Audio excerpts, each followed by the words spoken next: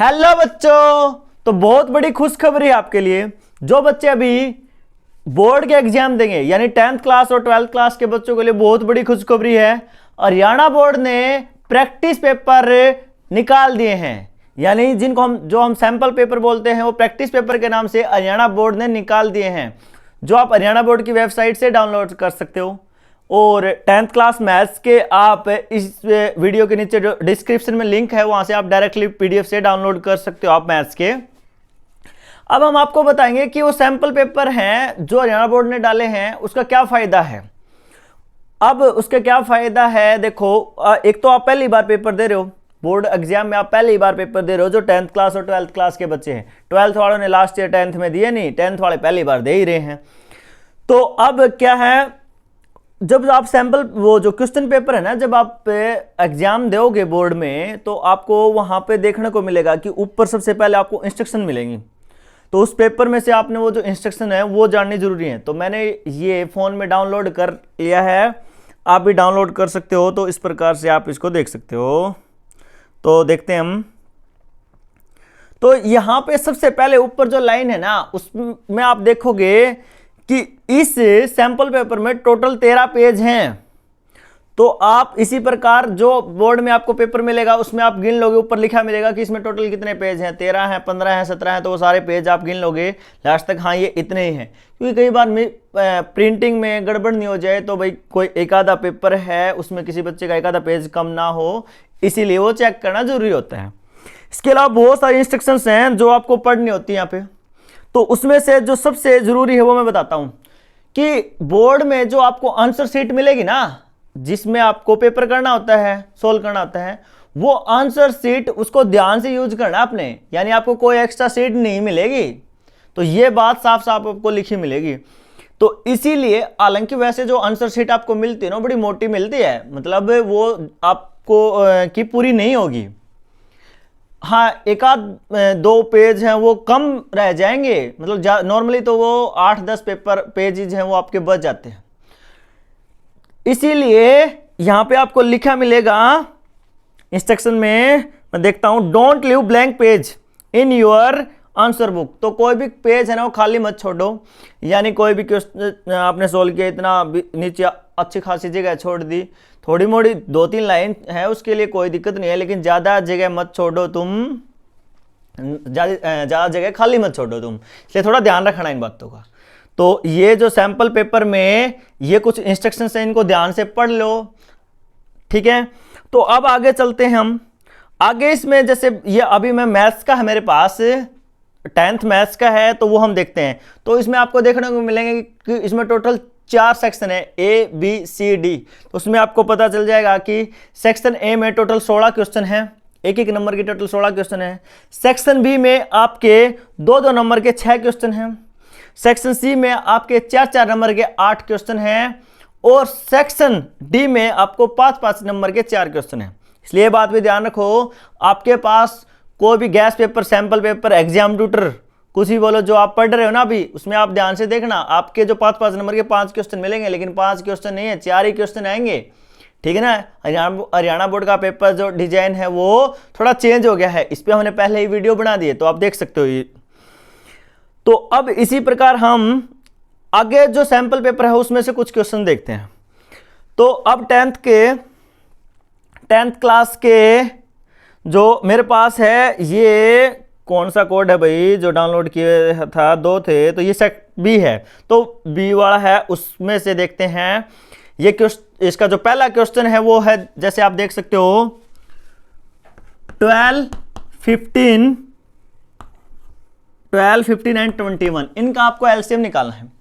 अब इसका एक फायदा ये है, तो इस प्रकार से ना ये सैंपल पेपर है ना आपको देखना जरूरी है। तो आपको वैसे नॉर्मली तो है ना पेपर में अगर ये देखना पड़ता है कि 12, 15 एंड 21 इनका एलसीएम है ना वो आपको निकालना है।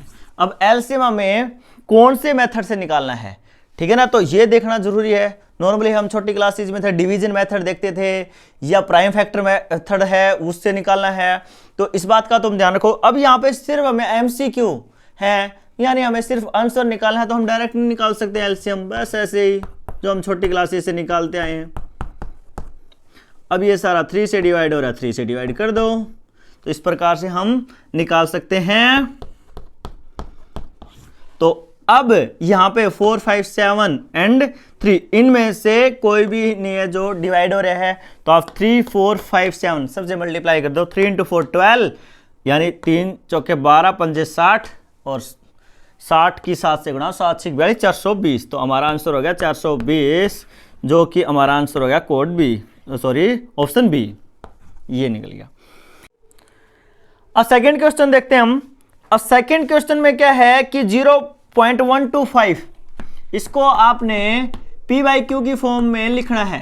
तो ये आप कर सकते हो आराम से, यहां से पॉइंट हटाओ, 1 1 2 3 3 0 लगा दो, इसको सिंप्लीफाई कर लो आप, इसको आप खुद से कर सकते हो। तो इसी प्रकार नेक्स्ट जो क्वेश्चन है वो हमारा थर्ड क्वेश्चन है, वो देखते हैं हम। उसमें क्या है कि दो जो जीरोज हैं, if sum and product of zeros of a polynomial, जो आप पढ़ सकते हैं इसको, of a polynomial are -6 and -8 respectively, then the polynomial is. तो हमारे पास क्या है, फॉर्मूला होता है पॉलिनोमियल निकालने का। वो फॉर्मूला क्या होता है, x² minus alpha plus beta into x plus alpha into beta. यानी ये अल्फा और बीटा क्या है, ये जीरोज हैं। तो यहाँ पे सम दे रखा है, तो इसलिए हम ये वैल्यू दे रखी है हमें। तो ये वैल्यू क्या है हमारे पास, -6 और -8। तो बस ये वैल्यू पुट कर दो आप, +6 और -8। ये -6 था तो ये मैंने डायरेक्ट कर ली है, इतना आप कर सकते हो। इसलिए अब यहाँ पे ना एक बात का ध्यान रखना, जो हमारे पास फॉर्मूला होता है ना, उस फॉर्मूले यहाँ पे के लगाते हैं हम फॉर्मूले में। हाँ, आगे आंसर निकालते वक्त आप चाहे ना भी लगाओ, लेकिन फॉर्मूले में ये के जरूर लगा दिया करो आप। ये क्यों लगाना है आपने, ये आप देख सकते हो। मतलब पॉलिनोमियल वाले जो क्वेश्चन है ना, वहाँ पे एक्सरसाइज से पहले ये यहाँ पे आपको थ्योरी में मिल जाएगा। अभी तो मैं नहीं बता रहा, क्योंकि अब हम आगे 1 बाय 1 एक एक क्वेश्चन को सोल्व करेंगे। अगर डिटेल्स में अगर हम हर क्वेश्चन की बात करेंगे तो बहुत ज़्यादा टाइम लग जाएगा। इसलिए हम सिर्फ जो इंपॉर्टेंट क्वेश्चन है ना वो देखेंगे। जो क्वेश्चन मतलब थोड़े मुश्किल है, जो आसान है, वो तो आप कर सकते हो। तो अब इसी प्रकार से नेक्स्ट जो क्वेश्चन हमारा क्वेश्चन नंबर 4 है कि ये क्वाड्रेटिक इक्वेशन है x² - x - 12 = 0। x² - x - 12 = 0। तो इसके आपको जो रूट्स है ना वो निकालने हैं। तो इसके रूट्स आप निकाल सकते हो, लेकिन पहले मैं इसको समझाता हूं, फिर लेकिन क्या है वो बताएंगे। तो x² - x - 12, तो स्प्लिट टर्म वाले मेथड से इसको हम निकालेंगे x²। अब यहाँ पे x² का कोफिशिएंट 1 है, 1 और 12 की जब हम मल्टीप्लाई करेंगे तो वो -12 होगी। तो हम ऐसे कौन से दो नंबर लें कि जिनको अगर हम मल्टीप्लाई करें तो 12 आए और उनका डिफरेंस करें तो 1 आए। ऐड या डिफरेंस हम निकालें तो वो यहाँ पे जो ये x है इसका कोफिशिएंट वो मिले। तो हम जा सकते हैं 4 × 3 12 हो गया, ठीक है। नहीं, 4 × 3 12 में -12 होना चाहिए। तो इनमें से या तो -4 लेना पड़ेगा हमें, या हमें एक ऑप्शन ये हो गया, या हमें 4 × -3 ये लेना होगा हमें। तो ये दोनों हो सकते हैं। अब -4 और 3 ये तो यहाँ से -1 निकल रहा है अगर इनको हम ऐड या सब्ट्रैक्ट करें तो। इसी प्रकार ये 4 और -3 ये 1 हो रहा है, हमें तो कोफिशिएंट -1 चाहिए, तो ये हमारा आंसर हो गया। तो ऑप्शन हमारे यही है -4 और 3। तो हम देखते हैं एक मिनट, ऑप्शन है हमारा -4 और 3। ये कहाँ गया भाई हमारा, ये ऑप्शन बी है हमारा। अब यहां पे एक बात का ध्यान रखना आपने, इसीलिए मैं कह रहा हूं कि आप जो सैंपल पेपर जो करो ना उसको थोड़ा ध्यान से करना। क्या पता आपको जब ये पेपर दोगे ना बोर्ड में, तो आपको क्या पता यही क्वेश्चन मिले, बस इसके आगे =0 नहीं मिलेगा, और ये बोल देगा और ना आगे ऑप्शन मिलेंगे कि इस क्वेश्चन को इसके आपने जीरोज निकालने हैं। जो पहले रूट्स थे अब वो जीरोज हो जाएंगे। तो जीरोज निकालते हैं तो हम वो एक पॉलिनोमियल होता है, इसको मैं साफ करके दोबारा से लिखता हूं, x² - x + 12 था ना, नहीं -12 ही था, -12 बस =0 नहीं लिखेंगे इस बार हम, वो हमारी इक्वेशन हो जाएगी। ये हमारा पॉलिनोमियल है। तो इक्वेशन और पॉलिनोमियल को समझो तुम। इसीलिए जब हम इसको सोल्व करेंगे तो इक्वल टू 0 कभी नहीं लगाएंगे अगर वो पॉलिनोमियल दे रखा है। तो जब इसको हमें सोल्व करना होगा तो भी हम इसको ऐसे ही सोल्व करेंगे, -4x + 3x - 12। यहाँ से हम कॉमन निकाल लेंगे x - 4, यहाँ से हम ये 3 कॉमन निकाल लेंगे तो ये बच गया x - 4। अब ये x - 4 और x - 4 यहाँ पे भी है, यहाँ पे भी है, तो फिर से इसको कॉमन ले लेते हैं हम। तो यहाँ पे बच गया x, यहाँ पे बच गया +3। तो यहाँ तक कभी भी आप इक्वल टू जीरोज नहीं लगाओगे, इक्वल टू 0 कभी नहीं निकालोगे जीरोज निकालने के लिए। अब आप अलग से लिखोगे 4 जीरोज, ये x - 4 = 0 अलग से लिख दो और ये x + 3 = 0 अलग से लिख दो। यहाँ से x की वैल्यू 4 और x की वैल्यू -3 आ जाएगी। यानी इस डिफरेंस को समझो। ये जो क्वेश्चन था ये क्वाड्रेटिक इक्वेशन का था। अगर सेम क्वेश्चन यही अगर पॉलिनोमियल में आ जाए तो आपने क्या करना है, ये ध्यान दो आप। तो यहाँ पे ये इक्वल टू 0 आप नहीं लगाना, ठीक है ना, ये ध्यान रखना है, क्योंकि पॉलिनोमियल नहीं रहेगा फिर वो। अगर आपने यहाँ पे गलती से यहाँ पे इक्वल टू 0 लगा दिया, या छोड़ो यहाँ पे नहीं लगाया, मान लीजिए यहाँ पे भी लगा दिया, तो क्यों लगा दिया, उसका रीजन भी तो होना चाहिए। यहाँ पे हम लिख सकते हैं हालांकि कि भाई 4 जीरोज निकालने के लिए हम ये जो हमको सिंप्लीफाई फॉर्म में कर दिया है वो हमें पता है। जीरोज निकालने का मतलब है कि ये जो पूरा जो पॉलिनोमियल दे रखा है ना px, ये 0 को इक्वल करना है, तो इसको इस फॉर्म में लिख लिया। अब 0 कब बनेगा, जब ये जो 2 नंबर हैं इनकी मल्टीप्लाई करें तो हम 0 है, 2 नंबर की मल्टीप्लाई करें तो 0 कब आएगी, उनमें से या तो ये एक 0 या एक ये 0, तो वो हमने 0 को इक्वल करके देख लिया है। वहाँ से हमें पता चल जाएगा ये 0 कब होगा, जब x की वैल्यू 4 0 होगी, ये 0 कब होगा, जब x की वैल्यू -3 होगी। इनमें से कौन सा भी हो सकता है, तो वो दोनों जो प्रोबेबिलिटी हैं वो हमने निकाल ली है, 4 और -3, तो ये हमारा आंसर हो गया। आगे हम देखें, अगर क्वेश्चन नंबर 5, 6, 7, 8, 9, 10, 11, 12, 13, 14, 15, 16 यानी 1 मार्क्स के जो क्वेश्चन है ना, ये सारे क्वेश्चन आसान है लगभग, तो ये आप ट्राई कर सकते हो। अगर ना आए तो आप हमसे पूछ सकते हैं, डाउट क्लासेस दे देंगे हम आपको फ्री में जूम पे, आपको हम लिंक दे देंगे, नंबर आप व्हाट्सअप कर सकते हैं, बात कर सकते हैं। अब आगे अगर हम देखें तो 2 नंबर के जो क्वेश्चन हैं ये आसान है, यानी जो 1 नंबर के क्वेश्चन है ना वो आपके लगभग आसान ही है, बस थोड़े बहुत ट्रिकी हो सकते हैं, लेकिन 2 नंबर के जो क्वेश्चन है वो सारे आसान मिलेंगे। 5 मार्क्स के जो क्वेश्चन है वो भी आसान मिलेंगे, बस उनकी आपको प्रैक्टिस करनी है, वो लगभग फिक्स होते हैं, मतलब लगभग हमें पता चल जाता है कि यही आएंगे 5 मार्क्स में से, तो वो लगभग क्वेश्चन भी आप प्रेडिक्ट कर सकते हो। अगर 2 सैंपल पेपर जो हरियाणा बोर्ड ने अपने ये आपको डाउनलोड करके मिले हैं ना हरियाणा बोर्ड की तरफ से, जो 2 सैंपल पेपर हैं, ये भी अगर तुम पक्के कर लोगे ना 5 मार्क्स के, तो पक्के वहां से हो ही जाएंगे। 4 मार्क्स वाले जो क्वेश्चन है ना वो ही होते हैं जो थोड़े से अच्छे होते हैं, तो उन पे थोड़ा ध्यान लगाना। तो इसलिए हम जो 4 मार्क्स के क्वेश्चन है ना वही देखते हैं अब। तो 4 मार्क्स के क्वेश्चन शुरू होते हैं सेक्शन सी से, यानी क्वेश्चन नंबर 23 से। तो ये क्वेश्चन आप देख सकते हो, 2 अंकों की संख्या के अंकों का योग 9 है। तो अगर मैं पूरा देखूं, the sum of 2 digits of a 2 digit number is 9, also 9 times this number is twice the number obtained by reversing the order of the digits. Okay, twice the number 2 time, ठीक है। तो हम इसको देखते हैं, तो अब इसको हम सॉल्व करते हैं। तो 2 डिजिट का नंबर है, तो 2 डिजिट का नंबर कैसे बनता है, कोई भी 2 डिजिट का नंबर ले लेते हैं हम, जैसे मैंने 1 और 2 12 ही ले लिया, 1 2 12। तो ये जो 1 है ये मेरा 10th प्लेस है, ये मेरा 1st प्लेस है। 10th प्लेस यानी 1 है, इसको मैं 10 से मल्टीप्लाई करा दूं और इसमें 1st प्लेस ऐड कर दूं, तो बस ये मेरा 2 डिजिट का नंबर हो गया। इसी में मैं एक और ऐड कर दूं, मान लिया 2 1 2 है, तो ये 2 जो है ये 100 प्लेस है, तो इसको मैं 100 से मल्टीप्लाई करूं और फिर इसमें मैं ऐड कर दूं, तो ये नंबर 212 मिल जाएगा। देख सकते हो ये 200 प्लस 10 प्लस 2, तो 212 मिल गया। तो इस प्रकार से हमारा नंबर मिलता है, जिससे हमें पता चलता है कि ये 1st प्लेस, ये 10th प्लेस, ये 100 प्लेस।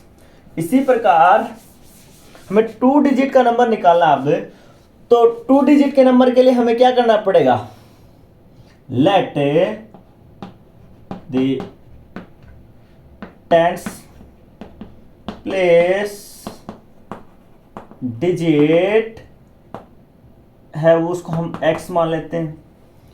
वंस प्लेस डिजिट जो है उसको हम y मान लेते हैं। तो हमारा नंबर क्या होगा, अब जो टेंस प्लेस वाला नंबर है उसको 10 से मल्टीप्लाई करो और वंस प्लेस वाले में ऐड कर दो, 10x प्लस वाई हो गया। अब नंबर ऑब्टेन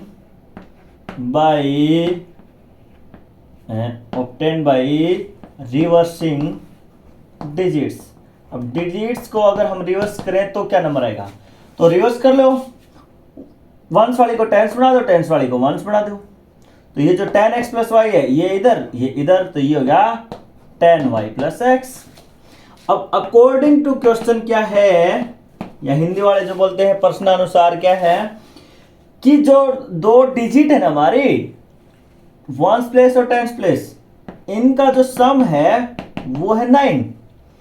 तो इसी प्रकार ये जो नंबर है हमारा, ये 10x प्लस वाई, इसका जो 9 टाइम्स है ना, तो 9 से मल्टीप्लाई करा दो, ये किसके इक्वल है, 2 टाइम्स ये जो नंबर रिवर्स नंबर है 10y प्लस एक्स से, इसके इक्वल है।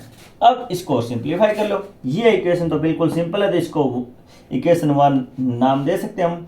इसको थोड़ा सिंप्लीफाई करना पड़ेगा, तो ये हो गया 90x प्लस 90y, ये हो गया 20y प्लस 2x। अब ये जो 2x हमारा ये इस तरफ चला जाएगा, y भी इस तरफ चला जाएगा, तो इनको माइनस कर देते हैं इस तरफ, ये इस तरफ आके माइनस का हो गया, ये भी इस तरफ आके माइनस का हो गया, इज इक्वल टू 0। मतलब ये दोनों इस तरफ आके माइनस की गई, जो ये दो थे दोनों इस तरफ आके माइनस की हो गई। अब ये 90 में से 2 घटा दो आप, 88x, 9 में से 20 घटा दो, माइनस 11y बराबर है 0। तो अब ये 88 और 11, अब 88 और 11 है, इनमें कॉमन निकल रहा है हमारा 11, तो इसको भी और 0 को भी, सबको अगर मैं 11 से डिवाइड कर दूं तो ये क्या आ जाएगा 8x, ये हो गया 11 से डिवाइड करो तो 1, तो 8x minus y is equal to 0। तो यहां से ये y उस तरफ चला जाएगा तो प्लस का आ गया, तो y is equal to 8x आ गया। ये मैं आपको समझा रहा हूं, अपने पूरे का पूरा ऐसा लिखना है जैसे आप नोटबुक में लिखते हो, जगह के देखते हुए हम इसलिए शॉर्ट में लिख रहे हैं, आपको समझा रहे हैं बस। तो y की वैल्यू 8x आ गई, तो y की वैल्यू 8x इधर पुट कर दो आप, तो 8x इंटू x, ये हो गया 9x। अब यहां से ये 9 क्योंकि इधर मल्टीप्लाई में है तो इधर डिवाइड में हो जाएगा 9/9, ये आपका आ गया 9/9 1, तो डायरेक्टली x की वैल्यू 1 आ गई। तो अब x की वैल्यू 1 आ गई है, तो अब आप y की वैल्यू निकालो। y की वैल्यू क्या आएगी, क्योंकि x प्लस वाई 9 के इक्वल थे, कि दोनों डिजिट का जो सम है वो 9 है, तो ये एक है तो दूसरा क्या है 8, तो x और y की वैल्यू आ गई हमारी, एक की 1 आ गई, एक की 8 आ गई। तो ये नंबर हमें निकालना है, तो 10x प्लस वाई हमारा नंबर आ गया, तो ये हो गया 10x प्लस वाई 18 हो गया। नीचे आप इसको पूरा लिख दोगे तो ये 18 हमारा नंबर आ गया। तो हम चेक करते हैं क्या हमारा ये ठीक है, तो अगर ये इस इक्वेशन में फिट हो जाते हैं तो ठीक है, कि भैया जो नंबर आया है 18, इसका अगर मैं मल्टीप्लाई करूँ 9 टाइम्स मल्टीप्लाई कराऊँ तो 18 9 में कितना हो गया 162, 162 और 8 170 180, हाँ ठीक है 162। और इस तरफ अगर मैं देखूँ इसका उल्टा अगर करो, रिवर्स नंबर क्या हो गया, इसका रिवर्स नंबर ये रहा जो है 81, 81 का दुगुना करूँ मैं तो 80 का दुगुना 160, 1 और 1 2 162, तो ये ठीक हो गया है हमारा, मतलब पूरा नंबर जो क्वेश्चन है वो सही है, हमने चेक कर लिया।